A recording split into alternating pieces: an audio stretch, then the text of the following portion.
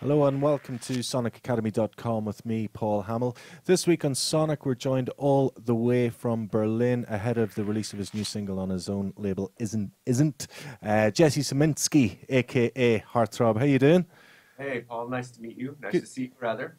Good to have you on board. How's Thanks. things in Berlin? It's great. Today the sun is shining. We have a very early kind of spring happening, which is always a great thing. Very And good. yeah, just kind of digging into some work, and yeah, that's about it. Good stuff. So you're prepping the release of the second single on your recently formed new label, Isn't. What prompted you after all these years to start your own label and go out on your own? Well, having worked with Minus for almost 10 years, it just seemed like it was the right option to proceed. The idea of just having total control over my own output and also kind of getting other people involved that necessarily wouldn't with Minus seemed really appealing. So yeah, it was just more of like a control tactic, you know? Okay. And talking about Minus, I mean, that was obviously a major platform for your career right back in the early days. Can you tell us how the collaboration with Richie and all that kind of crew came about? Sure, yeah. I mean, it basically all stems from my friendship with Magda, and we met back in New York. It was around 2000, I think. Wait, maybe. Yeah, it's been a long time now. She was in town playing a show at a little club in the East Village, and I happened to turn up there. And this was before she actually started working for Rich and was still living in Detroit. She was just touring. So we kind of hit it off, and I think the next year she moved to New York, and then shortly after that, Rich moved also to New York, and we just kind of became friends. And this was kind of just around the time where labels like Perlon and Studio One were into, I don't know, maybe like 15 releases or more. So they were really driving this really interesting new sound forward. So New York, around that time, if I remember correctly, was a pretty bleak kind of clubbing landscape. I mean, the mayor had shut down a lot of the clubs at the time. What was it like sort of living in and around the city at that time? well, yeah, you're right with that. At that time, it was very shut down with in terms of clubbing. A lot of venues were going under. Licenses were really difficult to come by, and people were just kind of stuck.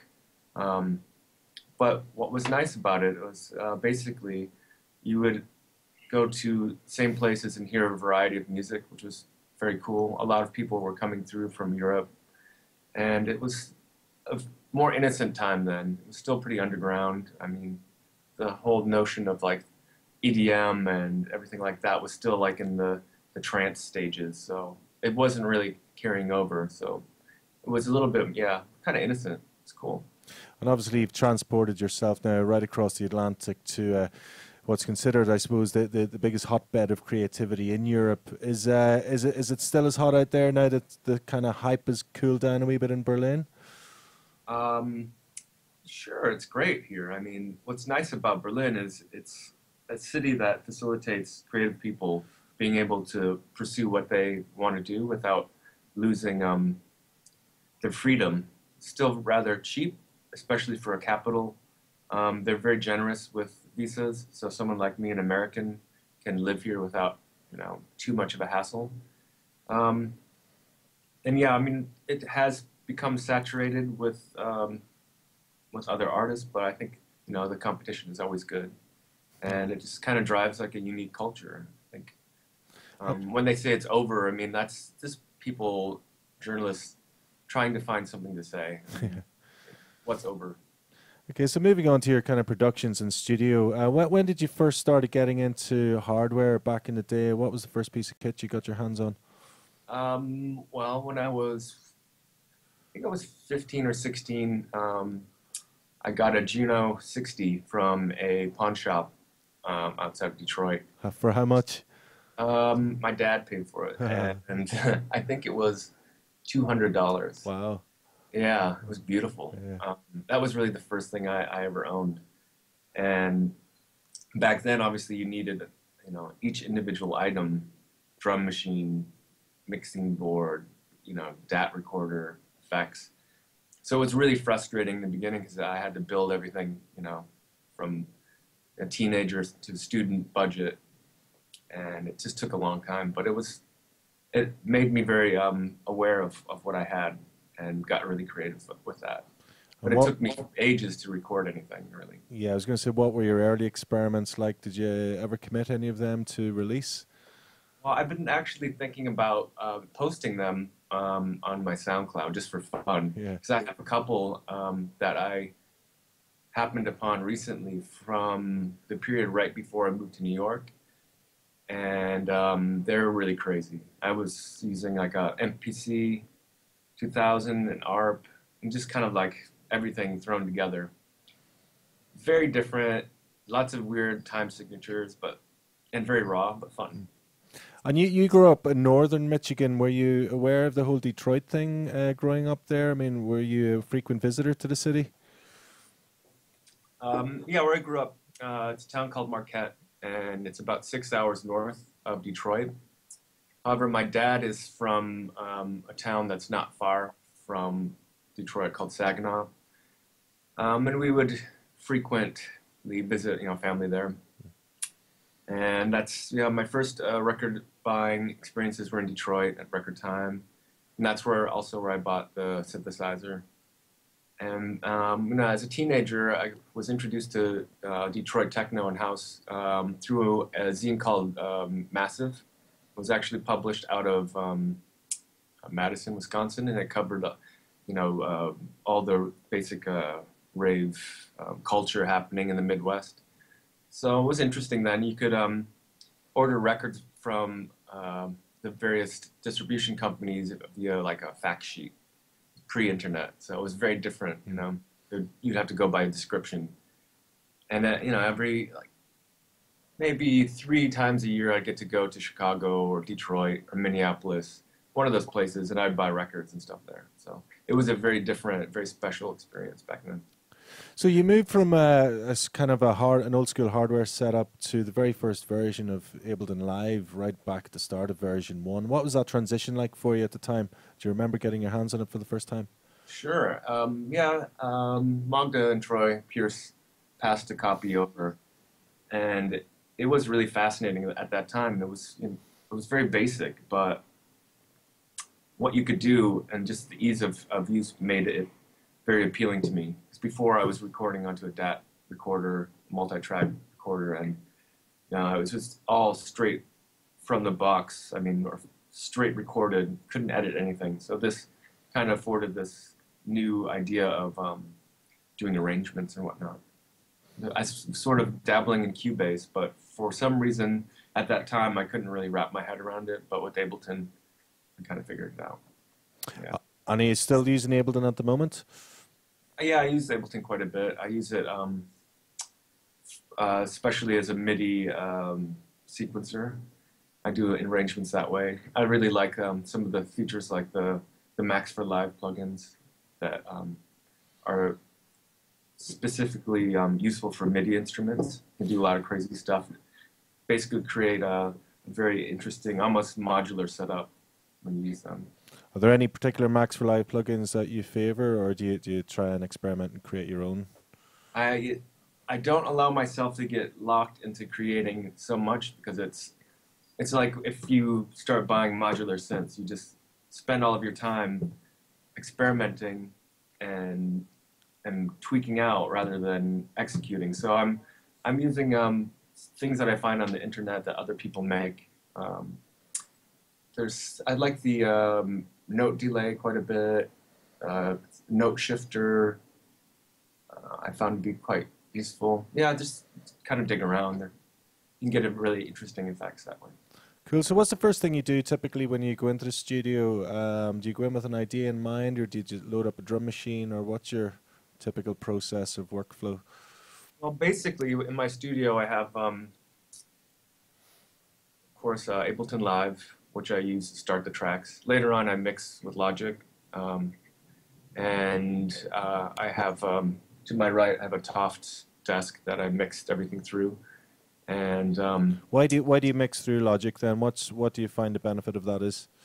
Um, well, until recently, I found Ableton to have a very specific sound, and it was nice to use another. I don't know. For some reason, I found Logic to have more of a transparent sound quality, but I think maybe now Ableton has kind of rectified their recognizable issues, you know. And yeah, it's for me, it made the mixes pop a little bit, made the elements stand out from each other.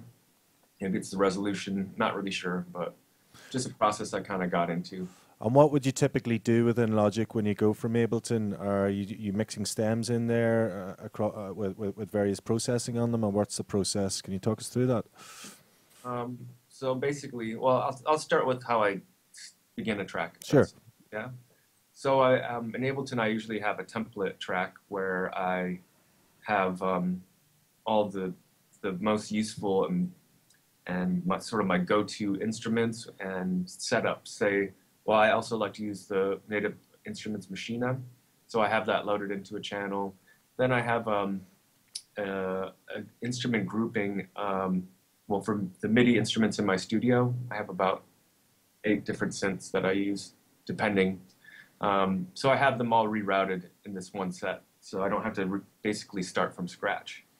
And from there, I generally like to write my first kind of riff with the mono machine because it has a cyclical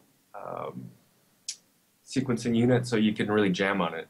And from there, I just export the MIDI notes or record the sounds if they're good. And from there, yeah, just expand from that, pull apart the MIDI, put different voices through. Depending on what drum machine or if I'm using drums that are digital, I'll record that in. But generally, I kind of start with a jam kind of feel just to get the groove going and get, you know, maybe the initial melodies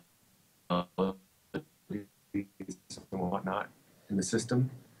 And the final mix is basically where the Logic element comes in, and I separate all the channels in Ableton. Depending, I'll run the more important ones through Eventide that I use through the board back into Ableton or back into Logic. And finally, in Logic, all of the individual tracks are laid out across the board and then re-recorded. Excellent. Okay, and what are your favorite? You say you've 7 or 8 synths in beside you there. What are your favorite ones? I love the SH-101. That's one of my favorite straightforward, you know, mono synths. It has a really great bass sound. That's, you know, one of those go-to classic kind of things. It's really fat and straightforward, solid. Have you tried out any of the SH-101 emulators like TAL have brought out recently? I noticed that they're around, but I just haven't gotten on that yet. Yeah. Wouldn't mind checking it out. I always like to explore those options because, I mean, what I found to be great about the hardware is that, you know, it's hands-on, but you also have to record. So if a lot of time can be sort of sponged up if you're recording all these instruments in. And what I've found in the past is as I'm using the instruments, I'll record, you know, maybe 10 minutes of synth and then use, you know, a minute or two. So if you add up, you know, the amount of tracks and ideas, you can kind of lose a lot of time there. So yeah, so the 101 is one instrument I really like. I have a Prophet 8, which I'm really fond of. I think having a polyphonic synth is really awesome, and Dave Smith always makes really good, solid equipment. Then I have a Slim Fatty Moog, which is quite nice. I've been thinking about buying a couple more and chaining them up, which I've seen looks pretty cool. And then I have a DX7 back there. Korg Monopoly. Some other Dave Smith stuff back there. They kind of rotate around, you know. you find yourself gravitating to certain ones during certain periods and then maybe leaving them alone for a while, or are you, Yeah, constantly using them all? I cycle through. I mean, I don't really like to get rid of anything, but yeah, they kind of come in and out of the kit. And again, it's at this point, it's trying to stay focused, really. I mean, if you have all these options, you can get lost in trying to program a DX7, and spend all afternoon, and you can find something marvelous, but it'll take all day, or you might just not find anything. So for me, it's like, yeah, it's coming to time management, trying to keep things kind of locked in, but also keeping, the spontaneity there. So you use a machine for a lot of your drums then? Yeah, sorry, yeah. Yeah, I was just going to say, can you talk us through typically how you would start off with that? Are you just writing patterns on the fly, or are you using the MIDI editor, or what way do you prefer to do it? Usually it's on the fly. I mean, one of the first pieces of gear that I really, really got into was MPC 2000. And the fact that Native Instruments kind of borrowed a lot of the ideas from that really turned me on. And at this point, it's gotten so sophisticated that, kind of operates as its own DAW in a sense, where you can really compose a whole track within the product. So yeah, basically I'd start with a very simple house beat and just, go over that. I like to also write on it because it has right melodies and bass lines, because it does have a similarity to the mono machine in that, in the circular sequencer kind of jam feel. And they're brilliant in that they have implemented this MIDI export, so you can render the MIDI files and drop them right into the workstation, which is great. You can also do that with audio. So. Sure. Okay, you manage to always retain a nice warm analog sound. Is that the desk that's thrown that on, or are you using some processing, nice processing on your channels? How do you achieve that? Well, depending on the track, yeah, I think I really make a big effort to run it through a board, or do some recording, just to, at least for me, I appreciate that sound, and I feel like it allows for each sound to have its own space, So I use, outboard-wise, I have a Charisma from SBL, which is a simple dual-channel tube processor, and that's really nice on drums and, on bass to add a little bit of this sort of harmonic distortion. I haven't even tied H8000, which has pretty much everything you could imagine. So I use that quite a bit. What do I have around here? But yeah, the desk is great. Software-wise, FabFilter has a plugin called Saturn, which is pretty awesome. It's also sort of a harmonic distortion plugin that I got into. My friend Joel, aka Hobo, introduced me to that. It's quite good. And then I use a lot of the Waves plugins, Kramer Tape, Saturator. Yeah, they're quite good too. Excellent. So what are the plans for the rest of the year? You have the new single coming up on April 1st, is that right? Well, it's been pushed because we had some delays with getting some of the production stuff taken care of. Okay. Final side, but yeah, like maybe April 10th, so it's not bad. Great. Yeah. Any remixes or other releases in the pipeline this year for you? Myself, remix-wise, I have quite a few coming out right now, actually. I did one for Minibus, which is a label from Georgia. I did one for Mobile, which is coming up in the next couple of weeks. And one for CMYK from Madrid. So it's cool. It's a nice kind of variety of like house and techno, from like more deep techno to like really crazy techno. So excellent. I'm happy about that. Okay, and where can we check out your SoundCloud? What's your SoundCloud, and we can check out your new single?